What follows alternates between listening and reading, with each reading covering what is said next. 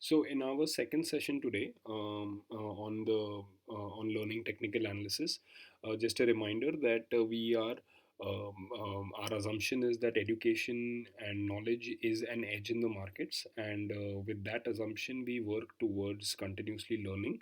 And one of the and the idea of learning is to become a better trader and a better investor, and we will acknowledge that it is a skill set much like, say, perhaps learning music or any sport, and it takes time to internalize the concepts and to learn the concepts. So we will take a step by step approach, and we will continue from where we stopped our discussions yesterday. In case, just to give a sense of direction to this presentation, I will give a brief recap of what we discussed yesterday. And so, what we had started off was the hypothesis on technical analysis, where we mentioned that the basic assumption is that all the information about a particular security is factored in the price of that security, and that once we display, or once we have a look at the price, historical price, we have a general assessment of the trend of the security, and with that assessment we can deduce the fundamentals that are the underlying fundamentals of the security, with the idea being that if we see an uptrending security, the fundamentals are bullish, whereas if we see a downtrending security, the fundamentals are bearish. In order to identify the up and down trends, we took an example of the Nifty IT index, and we only focused on pivotal highs and lows over a long duration chart in order to make an inference that it is a bullish trending index. And yeah, and the other point that was mentioned is that inconsistent highs and lows result in forming of ranges, and sometimes these ranges form patterns, and there are literally hundreds of patterns, and we can broadly categorize them into groups like continuation and reversal, and then take them forward from there. But anyways, all of the presentation is under the assumption that we are just getting started with the process of trading and investing, and we have limited understanding of technical analysis in particular and fundamentals in general. So we will be using the content from here in order to be able to analyze the not just the trading element of the secure or of any particular security, but also the fundamentals that govern price action. So so the first step to know this is to basically understand what we call as candlesticks. So there are several ways in which a price is represented on a graph, on a 2D graph with the price and time. There are several ways in which that can be done, and I know of quite a few, but in my years of trading, I have found candlesticks to be the most effective. So, just a quick few points on candlesticks. That candlesticks are basically to price action, what alphabets are to a language.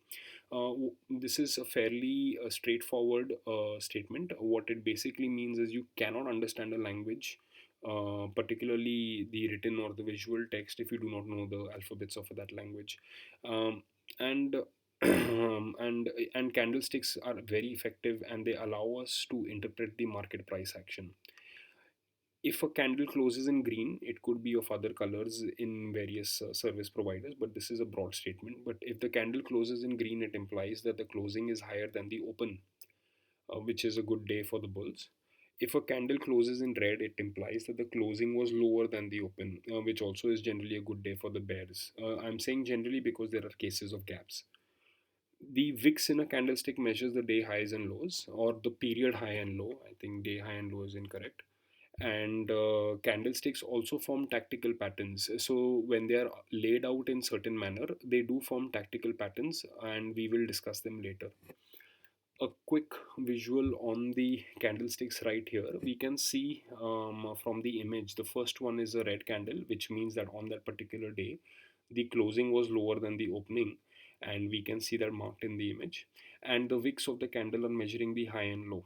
The second image is the green candle, which clearly tells us that the closing was higher than the open, and the wicks are the same. So, the general characteristics of a candlestick are, I personally find them very aesthetic.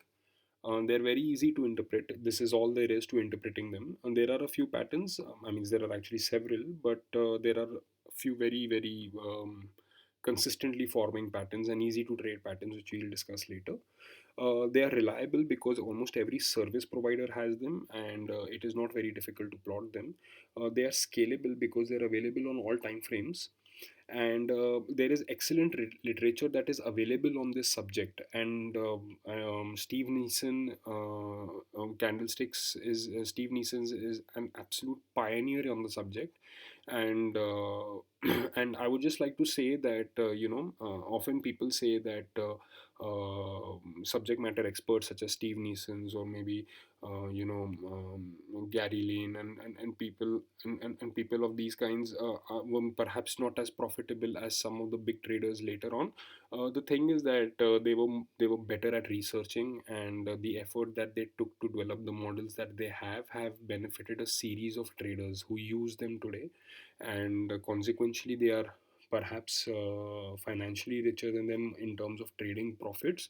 But their contribution, it is their contribution that is being built on further. So yeah, so that about ends the session for today. A quick recap of what we did was, we just understood what candlesticks are, and we understood how to interpret them. We will meet again for the third session, and in that we will discuss trends. Have a good evening. Thank you.